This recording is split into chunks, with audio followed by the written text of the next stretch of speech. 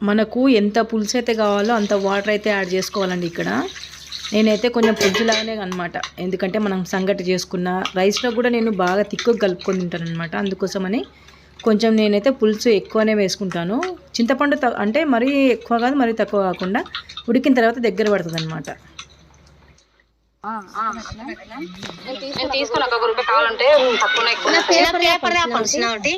ఇక్కడ చేపలు మొత్తం కూడా ముక్కలు ముక్కలు కట్ చేపించి తీసుకొచ్చి పెట్టేశానండి. ఇప్పుడు వాటిని అయితే మంచిగా వాష్ చేసి పెట్టుకోవాలి. ఉప్పు, పసుపు, పెరుగు వేసి నేనైతే మంచిగా నీట్గా కడిగి పెట్టేస్తాను.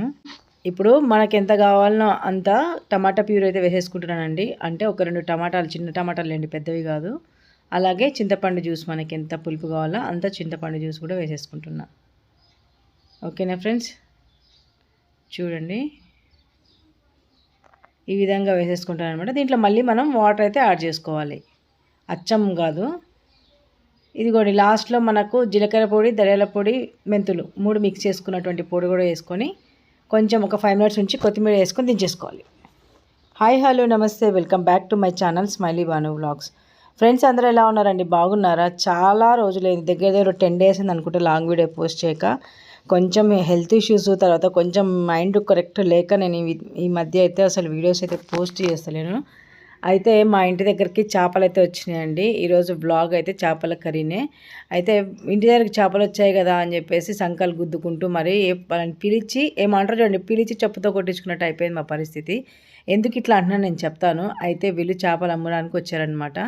చేపలు తీసుకుందామని చెప్పేసి పిలిచాను నేను స్వాతి, సుగుణక్క అందరం తీసుకుందామని చెప్పేసి పిలిచి ఫస్ట్ అయితే 100 లాగా అడిగామండి. 100 లాగా అడిగితే ఇవ్వము అన్నారు. సరే అని చెప్పేసి ఇంకా లాస్ట్కి బార్గెనింగ్ చేసి 110 లాగా అయితే మాట్లాడుకున్నాం. చూడండి ఇక్కడ ఎంత పెద్దగా అరుస్తున్నారు వాళ్ళు. అనడం అంటే ఇక అసలు పడనిస్తలేరనమాట. వాళ్ళు చెప్పిన రేటుకే తీసుకోవాలంటే ఎవరిమైనా సరే మన రేట్ అడగకుండా అయితే చేపలు అయితే తీసుకోం కదండి. ఇంకా మొత్తానికి అయితే 110 లాగా అయితే మాట్లాడినాం.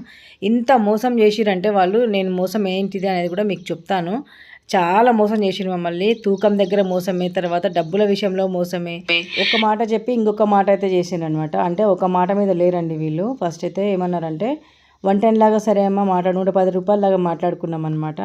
ఇంకా కటింగ్ మొత్తం కట్ చేసేటప్పుడు ఏమన్నారంటే 110 లాగా చేపల, తర్వాత 10 రూపాయలు కటింగ్ అని చెప్పేసి అన్నారు. సర్లే అని చెప్పేసి మేము కూడా ఓకే అని ఒప్పుకొని కటింగ్ అంతా అయిపోయిన తర్వాత మళ్ళీ వాళ్ళు ఏమన్నారంటే అమ్మ మేము పొద్దున్న నుంచి ఛాయ్ తాగలేదు అన్నారు. అంటే అప్పటికి టైం వచ్చేసి 10:30, 11:45 అండి. ఆ టైం వరకు టీ తాగలేదా అనుకొని సరేలే పోతే పోయేదిలే అని చెప్పేసి ఇద్దామని చెప్పేసి నేనైతే నా చేపలన్నీ కట్ చేసుకున్న తర్వాత నేను ఇద్దరికి అని చెప్పేసి 10 రూపీస్ ఎక్కువ ఇచ్చానమాట.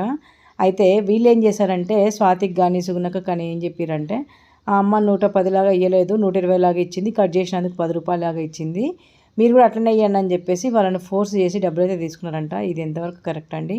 మేము మాట్లాడేది 110 లాగానే తీసుకోవాలా, లేదంటే రిక్వెస్ట్ చేసి తీసేసుకోవాలా, అమ్మ చాయ్ కోసం అని పైసలు ఇవ్వండి అమ్మ అని చెప్పేసి అడిగి తీసుకోవాలి ఏదైనా సరే. కానీ వాళ్ళు చెప్పింది ఒకటి, చేసింది ఒకటి అండి. ఇంకా మొత్తానికైతే ఆ విషయంలో పెద్ద గొడవనే అయిందనమాట నాకు స్వాతికి. అంటే 120 లాగా మాట్లాడుకున్నామా మనము, 110 లానే అంటే పెద్దగా కాలేండి, మాట అయిందనమాట.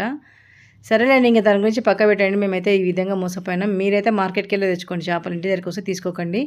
దానికి తోడు ఏంటంటే మన చేప కూడా ఫ్రెష్గా లేదు, ఐస్లోకి వెళ్ళి పెట్టి తీసుకొచ్చారనమాట.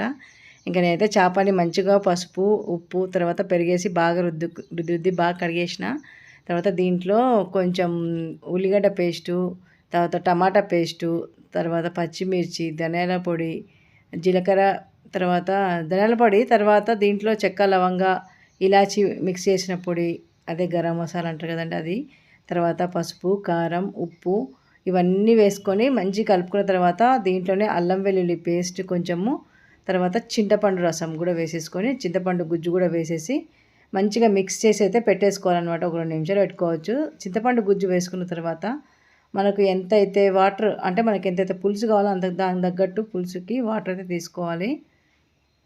వాటర్ తీసుకొని బాగా కలుపుకోవాలన్నమాట.